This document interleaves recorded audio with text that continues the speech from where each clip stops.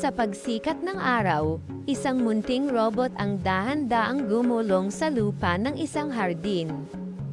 Para sa kanya, ang maliit na hardin ay tila isang napakalaking planeta na naghihintay tuklasin. Pinaga niya ng maliit na robot ang mga gulong nito at nagsimulang maglakbay sa kakaibang mundong iyon. Ang matataas na dahon ng damo ay tila mga higanteng puno na nakatayo sa paligid niya. Hindi nagtagal, nakarating ang robot sa isang makulay na kagubatan ng mga bulaklak. Ang mga talulot ay kumikislap sa sikat ng araw habang mga paru-paro ay marahang lumilipad sa hangin.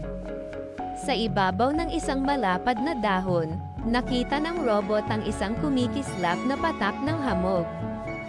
Sa maliit na patak na iyon, makikita ang refleksyon ng buong hardin na parang isang kristal na lawa.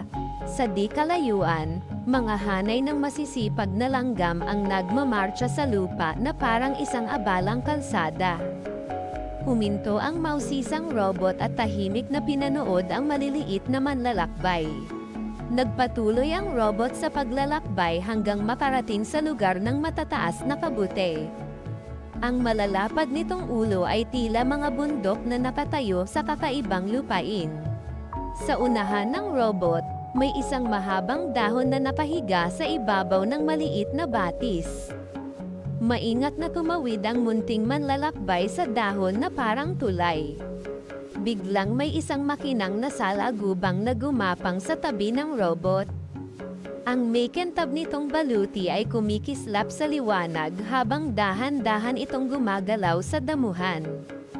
Pumasok ang robot sa mas madilim na bahagi ng hardin sa ilalim ng makakapal na halaman.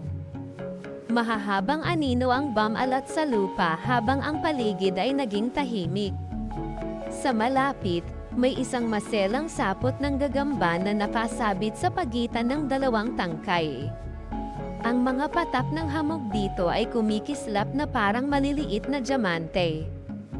Naglakbay ang robot sa isang makitid na daan sa pagitan ng matataas na damo.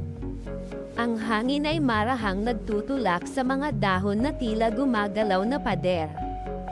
Biglang may patak ng tubig na bumagsak mula sa dahon sa itaas. Para sa munting robot, ito ay parang isang maliit na talon na bumagsak sa tabi niya. Dahan-daang dumaan ang isang kuhol na may dalang paikot na bahay sa likod nito. Tahimik na pinanood ng robot ang mabagal na manlalakbay na dumaan. Pag-akyat sa isang maliit na banta ng lupa, narating ng robot ang tuktok ng isang burol sa hardin. Mula roon, nakita niya ang buong hardin na kumikinang sa ilalim ng gininto ang liwanag ng paglubog ng araw. Habang lumulubog ang araw, nagsimulang lumitaw ang maliliit na ilaw sa paligid. Ang mga alitap-tap ay lumilipad na parang kumikislap na mga bituin. Unti-unting bumalat ang gabi sa hardin habang sumisikat ang buwan sa langit. Ang pilak na liwanag ng buwan ay nagbigay ng payapang ningning sa buong hardin. Matapos ang mahabang paglalakbay, nagsimulang gamulong pabalik ang maliit na robot sa kanyang pinanggalingan. Ang pamilyar na landas sa hardin ang naghatid sa kanya pauwi. Sa wakas, nagpahinga ang munting robot sa ilalim ng isang malapad na dahon habang sumisikat muli ang araw. Sa maliit na hardin na iyon, natuklasan ng isang munting manlalakbay ang isang napakalaking mundo.